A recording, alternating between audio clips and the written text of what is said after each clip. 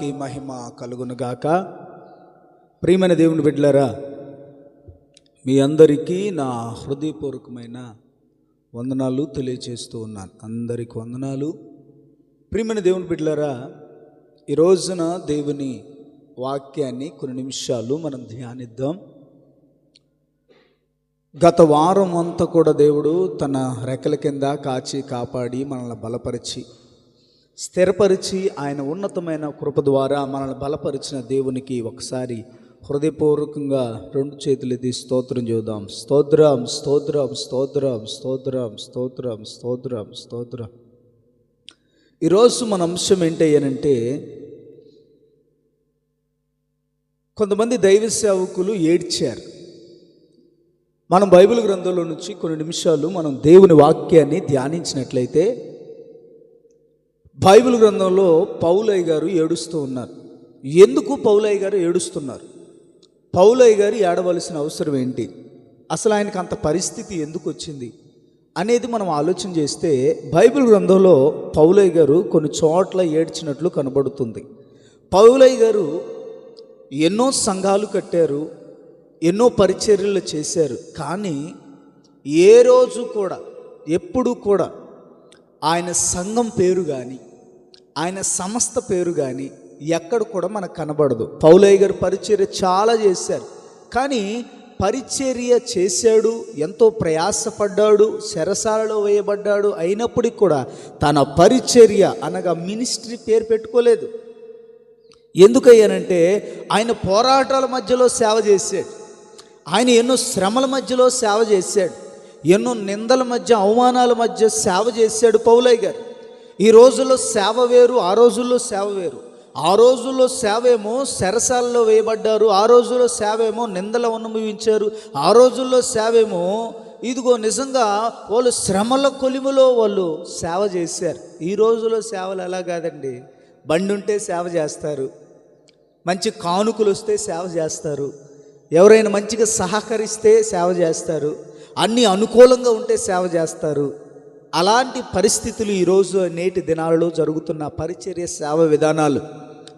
కానీ ఆ రోజుల్లో సేవ ఎలా ఉందంటే, పౌలయ్య గారు ఎన్నో అవమానాల మధ్య, శ్రమల మధ్య, ఎన్నో నిజంగా నిందల మధ్య తన జీవితాన్ని కొనసాగించి పరిచర్య చేశారు. కానీ ఈ రోజుల్లో పరిచర్య అలా కాదు. ఈ రోజున ఏదైనా లాభం ఉంటే సేవ, ఏదన్నా విజిటింగ్ చేయాలంటే ఒక లాభం ఉంటేనే విజిటింగ్ చేస్తున్నారు. ఈ రోజుల్లో సేవలా అయిపోయింది. ఈ రోజున విశ్వాసులకు తగినట్లుగా సేవకుడు నడుచుకుంటున్నాడు, కానీ సేవకుడు తగినట్లుగా విశ్వాసులు నడుచుకోవట్లేదు. హల్లెలూయా హల్లెలూయా. ప్రియమైన దేవుని బిడ్డలారా, ఒకసారి ఆలోచన చేయండి.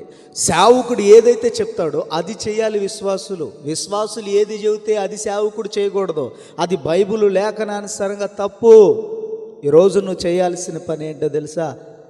సేవకుడు ఏదైతే బోధిస్తాడో, సేవకుడు ఏదైతే ప్రకటిస్తాడో ఆ వాక్యానికి తగినట్లు, ఆ మాటకు తగినట్లు నీవు నడిపింపబడుదువుగాక.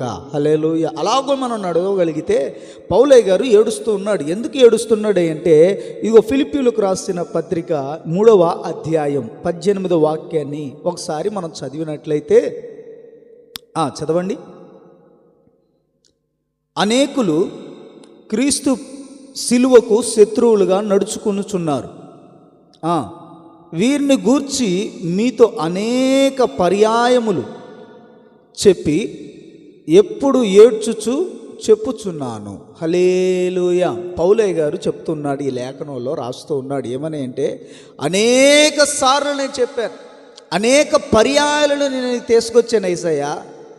అయితే వీళ్ళు శత్రువులు సేవకునికి కాదు, వీళ్ళు శత్రువులు బంధువులకు కాదు, వీళ్ళు శత్రువులు తన యొక్క భార్యకు కాదు, లేదా వాళ్ళ బంధువులకి, స్నేహితులు, రక్త సంబంధికులకి ఎవరికి కాదు. వీళ్ళు శత్రువులు, సిలువకు శత్రువులు. హల్లెలూయా.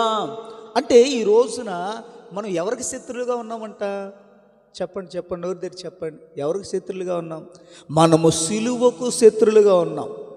మనం సిలువకు శత్రువులుగా మనం నడిపింపబడుతున్నాం. పేరుకు క్రైస్తవులమే, పేరుకు విశ్వాసులమే, పేరుకు మందిరానికి వస్తున్నాం, కానీ మనం ఎవరమంట? సిలువకు శత్రువులు. సిలువకు శత్రువు నడిపింపబడుతున్న నీవు సిలువకు ఇదిగో వ్యతిరేకంగా నడుచుతున్న నీతో మాట్లాడుతున్నాడు ఈరోజు. నీతో ఏమని మాట్లాడుతున్నాడు తెలుసా? నువ్వు బాగానే భక్తి చేస్తున్నావు, నువ్వు బాగానే ఉన్నావు, విశ్వాస జీవితంలో, పరిచయ విషయంలో అన్నిట్లో నువ్వు బాగానే ఉన్నావు, కానీ నువ్వు ఆగిపోయావు, సిలువకు శత్రువుగా ఉన్నావు. సిలువకు శత్రువుగా ఉన్న నిన్ను నా దేవుడు ఏమంటున్నాడంటే, నిన్ను నువ్వు పరీక్షించుకోవాలి. ఇదిగో ఆ రోజున పౌలయ్య గారు ఏడుస్తూ ఈ లేఖనాలు రాస్తున్నాడు. ఏమని రాస్తున్నాడు అంటే, అయ్యా వీళ్ళు సిలువకు శత్రువులుగా మార్చారయ్యా, సిలువకు శత్రువులుగా మార్చబడ్డారయ్యా, సిలువకు శత్రువులుగా నడుస్తున్నారయ్యా. అయ్యా ఈ రోజున నేను వీరిని గురించి నేను ఏడుస్తున్నాను, వీరిని గురించి నేను చింతిస్తున్నాను. అయ్యా నేను సరసనలో పడిపోయినా నాకు ఆ బాధ లేదు, కానీ అయ్యా నిందలు నేను అవమానించిన, అయ్యా నిందలు నా మీద పడిన, కెరటాలలాగా నా మీద పడిన నేను బాధపడలేదు, కానీ వీరు సిలువకు శత్రువులుగా ఉన్నారు చూసారా, దాన్ని బట్టి నేను బాధపడుతున్నానయ్యా అని పౌలయ్య గారు ఏడుస్తూ ఉన్నారు. హల్లెలూయా, హల్లెలూయా. ప్రియమైన దేవుని బిడ్డలారా, అసలు పౌలయ్య గారు ఏంటి, అసలు ఆయన ఏడవడం ఏంటి, అసలు పౌలయ్య గారి జీవితంలో ఏడ్చే విధానం ఏంటి నాకు అసలు అర్థం కావట్లేదు. ఒకసారి ఆలోచన చేయండి. పౌలయ్య గారు గొప్ప సేవకుడు, కానీ ఏ రోజు కూడా సంఘం పేరు పెట్టుకోలే, ఏ రోజు కూడా నాకు ఇన్ని బ్రాంచ్లోనే అని చెప్పుకోలే. కానీ పౌలయ్య గారు శ్రమలలో నుంచి ఆయన బాధపడుతున్న మాట ఏంటంటే, వీరు శత్రువులుగా ఉన్నారయ్యా. ఎవరికి శత్రువులు అంట? సిలువకు శత్రువులుగా ఉన్నారయ్యా. వీరిని బట్టి నేను ఏడుస్తున్నానయ్యా, వీరిని బట్టి నేను దుఃఖిస్తున్నానయ్యా, వీరిని బట్టి నాయన నేను బాధపడుతున్నానయ్యా, వీరిని బట్టి నాయన నేను అయ్యా నీ దగ్గర ఏడుస్తున్నాను, అంగలారుస్తున్నానయ్యా అని మొరపెడుతున్నాడు. ఈ రోజున నీవు సిలువకు శత్రువుగా ఉన్నావేమో, ఈరోజు నువ్వు సిలువను ప్రేమించేదానిగా ఉన్నావా, సిలువకు శత్రువుగా ఉన్నావా? ప్రేమిస్తున్నానయ్య గారు అని చెబుతారు, కానీ మీరు శత్రువులే సిలువకు. ప్రేమను దేవుని బిడ్డలారా, అదేవిధంగా తిమోతితో కూడా మాట్లాడుతున్నాడు. అదే పౌలయ్య గారు తిమోతితో కూడా మాట్లాడుతున్నాడు.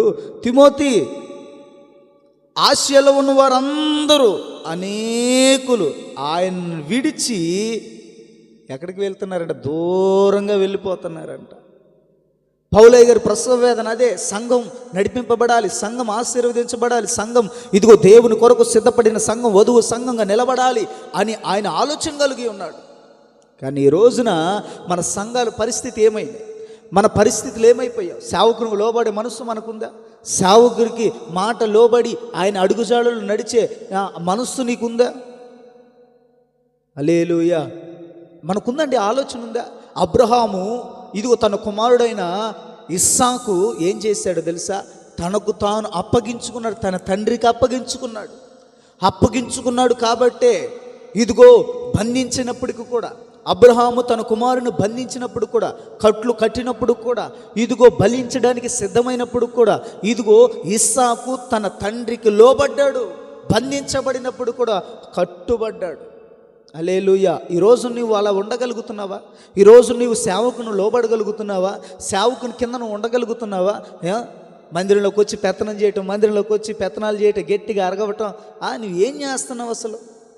ఒకసారి ఆలోచన చేయాలి. మందిరంలో నువ్వు వచ్చినప్పుడు ఎలా ఉంటావు అంటే, ఎలా ఉండాలో తెలుసా? నీవు మందిరంలోకి వచ్చినప్పుడు నీ ప్రవర్తన సరిగ్గా ఉందో లేదో చూసుకోవాలి. ఎలా పడితే అలా కూర్చోవడం, ఎలా పడితే అలా కూర్చొని కాళ్ళు చాపడం, పక్కన వాళ్ళతో మాట్లాడడం, ఈ చేయకూడదు దేవుని బిడ్డలో. అందుకని పౌలయ్య గారు ఏడుస్తున్నారు. పౌలయ్య గారు ఏడుస్తున్న ఏడుపు ఏంటంటే, వీరు విశ్వాసులే, మారు మనసు పొందుకున్న వాళ్ళే, దేవుని గురించి ఎరిగిన వాళ్ళే, దేవుని యొక్క విలువ తెలిసిన వాళ్ళే, అన్నీ తెలిసిన వాళ్ళే. వీళ్ళని బట్టి నేను ఏడుస్తున్న వీళ్ళు సిలువకు శత్రువులు. మనుషులకు శత్రువులు కాదు వీళ్ళు. మనుషులకు శత్రువులు అయితే రేపొద్దున మారిపోతారు, రేపొద్దున ఏదైనా అవసరం తీర్తే మారిపోతారు, కానీ వీళ్ళు సిలువకే శత్రువులుగా మార్చబడ్డారు. హల్లెలూయా, హల్లెలూయా.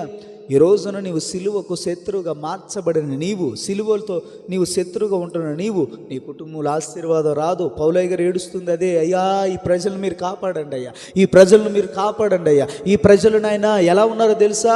శత్రువులుగా ఉన్నారు, మనుషులకు కాదు, సిలువకు శత్రువుగా ఉన్నారు అని మాట్లాడుతూ ఉన్నారు. తిమోతితో కూడా లేఖ రాస్తున్నాడు. అలాగనే అయ్యా ఆసియాలో ఉన్న వారందరూ కూడా, తిమోతి ఆసియాలో ఉన్న వారందరూ కూడా ఏమైపోయారు తెలుసా?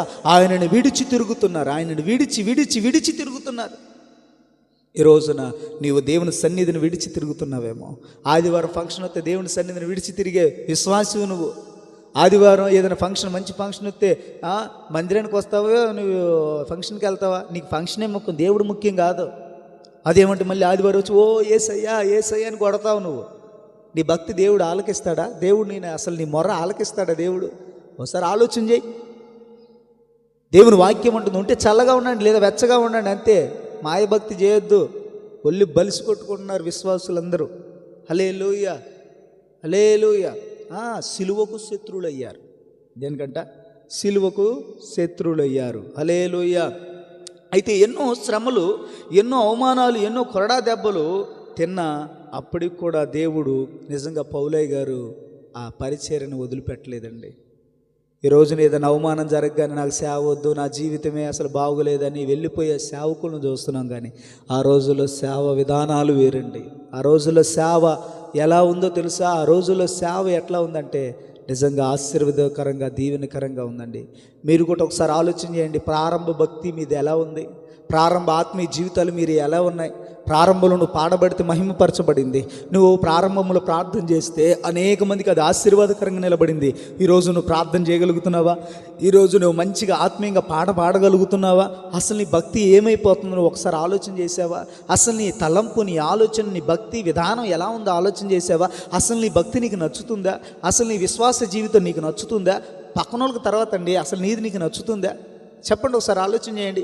ఒక్కసారి మనం ఆలోచన చేయగలిగితే మనం ఖచ్చితంగా మారు మనసు పొందుకొని దేవుని సన్నిధిలో పశ్చాత్తాప పడితే మనం ఖచ్చితంగా దేవుడు మనల్ని ఆశీర్వదిస్తాడు. హల్లెలూయా హల్లెలూయా. కాబట్టి ప్రియమైన దేవుని బిడ్డలారా, ఇక్కడ ఉన్నవారందరికీ దేవుని విలువే తెలుసు. దేవుని రక్తం విలువేంటో తెలుసు. దేవుని యొక్క ఆయన ఆశ్చర్య కార్యాలు ఏంటో తెలుసు. దేవుని యొక్క మహిమేంటో తెలుసు. దేవుని యొక్క ప్రభావం ఏంటో తెలుసు. కానీ వీరు సిలువకు శత్రువులు.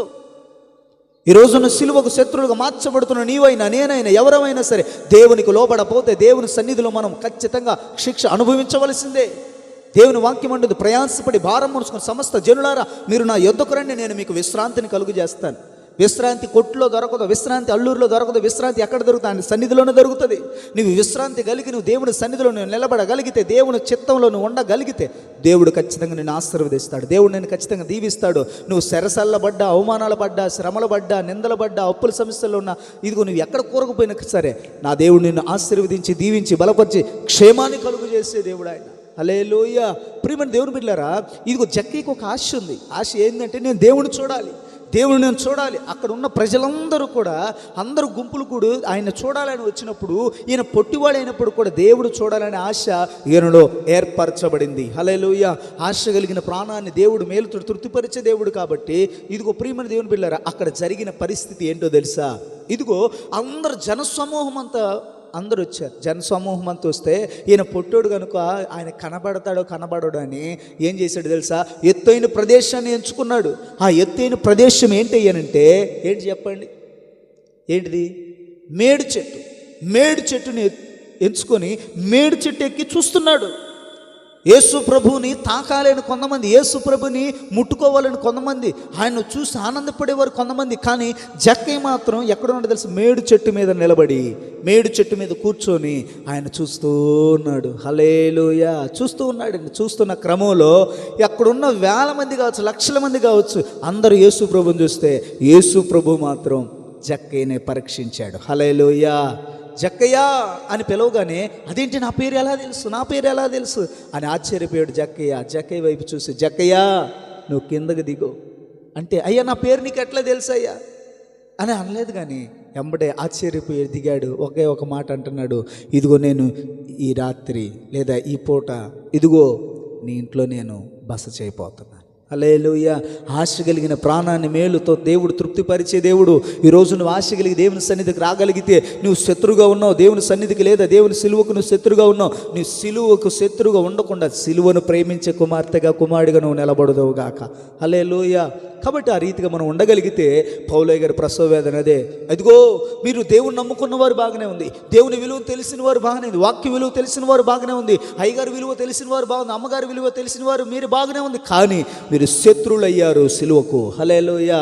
మీరు శత్రువులుగా మార్చబడకుండా ఉండునట్లు ఇదిగో నేను దేవుని సన్నిధిలో ఏడుస్తున్నాను, బాధపడుతున్నాను, శ్రమ పడుతున్నాను, శ్రమలో కొలిమిలో నేను పరిచర్య చేశాను కేవలం మీ కొరకే. మిమ్మల్ని ఇదిగో దేవుని రాజ్యంలో ఉంచటం కొరకు నేను ప్రయాసపడ్డా.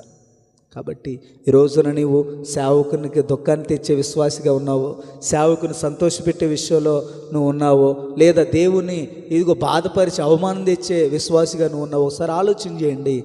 దేవుడు నిజంగా మనలందరినీ ఆయనకి సమీపస్తులుగా మనల్ని చేర్చి నడిపించును గాక. హల్లెలూయా. చిన్న ప్రార్థన చేసుకుందాం.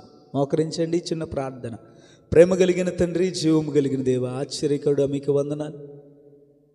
ఈ రోజున నాయన ఈ రీతిగా చేరొచ్చిన ప్రతి బిడ్డను కూడా మీరు ఆశీర్వదించండి, దీవించండి, బలపరచండి. నిజమే నాయన, పౌలయ్య గారు ఎంతో ఏడుస్తూ ఉన్నాడు.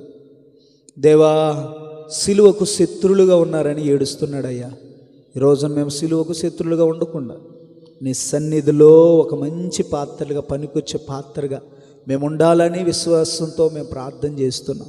దీవించండి అయ్యా, ఆశీర్వదించండి. ప్రతి బిడ్డను కూడా మీరు దీవించి బలపరిచే క్షేమాన్ని మీరు దయచేసి, మెండైన కృపను మీరు దయచేయండి అయ్యా. వీరందరూ సిలువకు శత్రులుగా కాక సిలువను ప్రేమించేవారిగా, నిన్ను ప్రేమించేవారిగా అయ్యా, వాక్యానుసారంగా జీవితాన్ని జీవించే బిడ్డలుగా ఉండడానికి కృపను దయచేయండి. యేసయ్య పరిశుద్ధ నామమున అడిగి ప్రార్థించి వేడుకుంటున్నాము తండ్రి. ఆమెన్. ఆమెన్.